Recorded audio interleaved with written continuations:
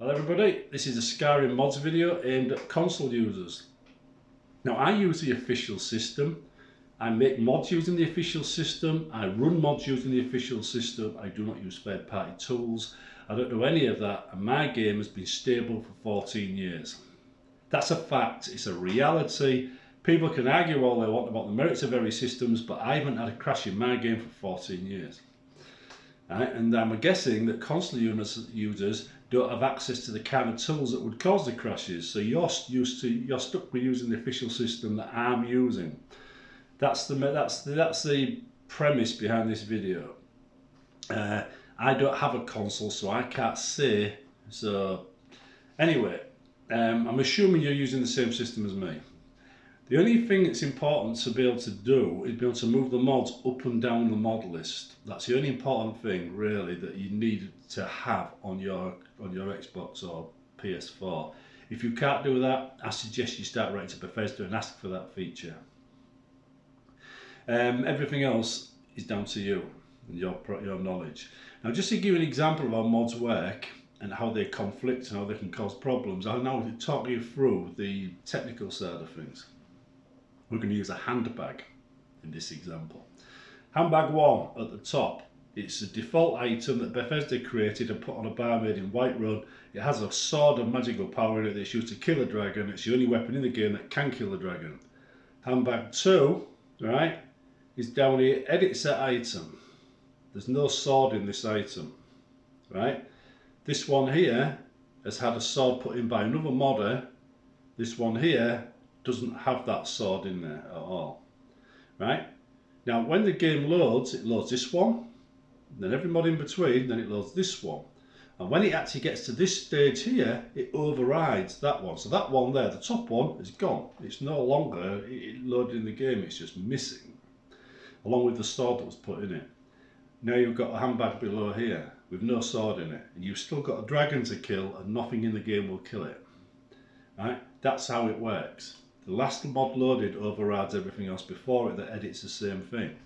And if previous mods, added things to handbags, like in this case a sword, and then that sword is suddenly overridden by a mod that's loaded later, then you've got a problem. Now, unexperienced modders make that mistake all the time, right? They might not make quest mods, but they do make that mistake all the time.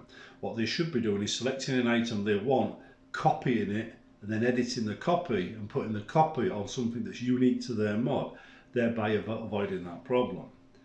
Third-party tools that PC users can make a complete mess of that when users use it, because they'll see it as a dirty edit and remove a feature, then wonder why the mod breaks, but that's not your problem, because you're an Xbox console user, PS4 type, and you don't have access to those tools, so you've got the official system to worry about. So you just got to focus on the fact that this mod here is overridden by this mod because they both edit the same thing. Focus on that. So if this edited, say, a dragon, and this edited the same dragon, only this last mod would count. This mod here might as well not be there.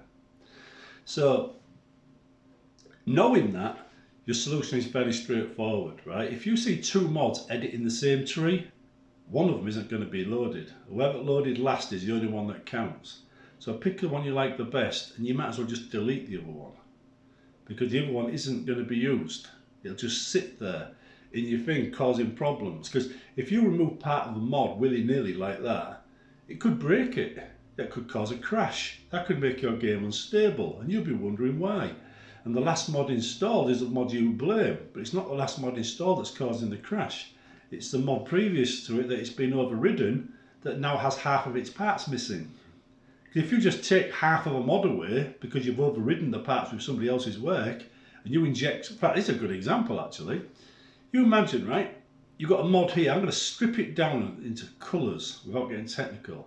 This mod here, everything's blue, blue, blue, blue, blue, blue, blue, blue, right? And the character here is wearing blue. Next mod comes along, edits the same items, red, red, red, red, red, red, red, right? So the same character is now wearing red. Now, you take these items and you put them on the character. But imagine you only put half of the items from the red on the character. The other half stay to be hidden, so the player has to find them in order to get the full set. When the game loads, that character's dressed half in blue and half in red. Now suddenly the outfit doesn't match. You've got a problem, you know, it looks crap. Says, and imagine that is code or scripted stuff or something that matters that would cause a crash or could corrupt your save. You've just taken away half of what the mod needed and injected a completely different mod code into it. It's not going to end well. Right? So we avoid that. We remove the mods that conflict and just keep one of them. Right? And in that way you end up with a stable game. Now you still have to test your game because not all mods are released stable. Some of them have some serious bugs in them.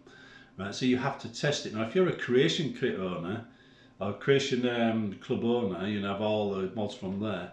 Do not just install everything at once. That's a very bad idea. Don't expect quality to exist because it doesn't. Anybody can upload to that system. They don't have to know shit, right? So just don't expect much.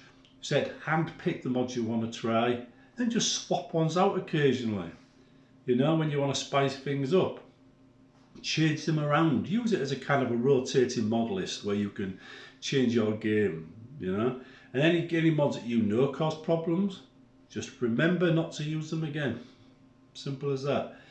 But the secret is always adjusting your load order to get things in the right place, because sometimes you can override things safely. Sometimes that works, right? Other times it's not safe. You've got to learn, right?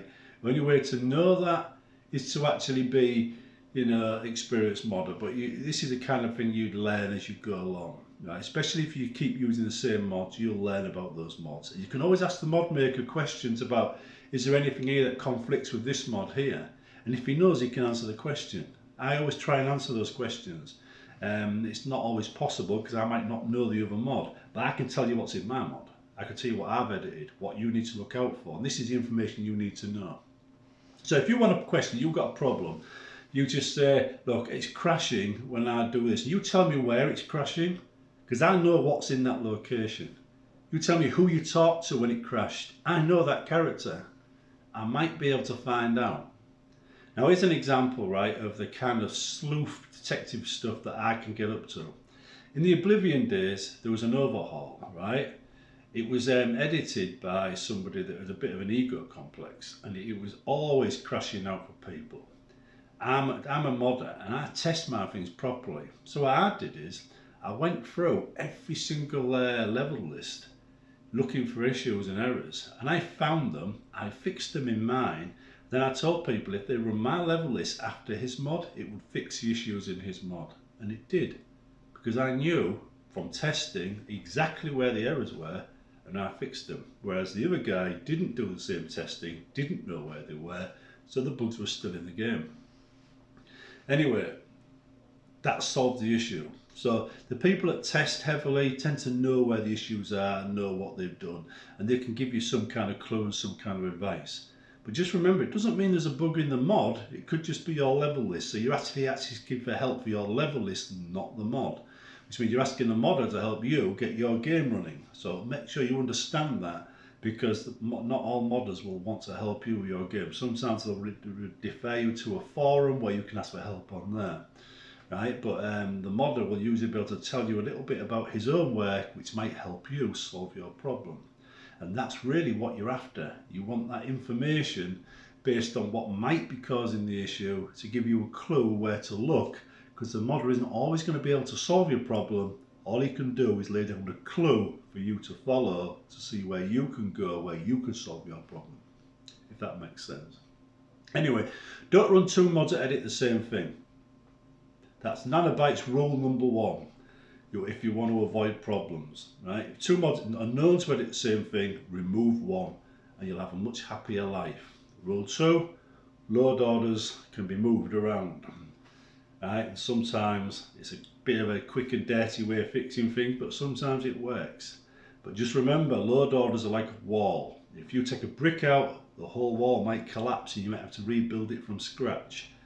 That's the very nature of load orders right there. So don't think just because you've added a mod and removed a mod that everything's going to be the same. It might make a world of difference. It might make it very stable, or it might make it very unstable. You're basically playing Tetris, but instead of putting bricks on the wall, you're taking it away. Yeah, see you in the next one. And don't forget, right, if you've got any questions, you want to know what possibility might conflict, think of the mods that do similar jobs to mine, then talk about them, because that's where your help is going to come from. Knowing that information is going to help me help you. See you in the next one. And just so you know, I've actually contacted YouTube about JJ's post disappearing. I've got no idea what they'll do about it, but they have been informed about the issue. So, see you later.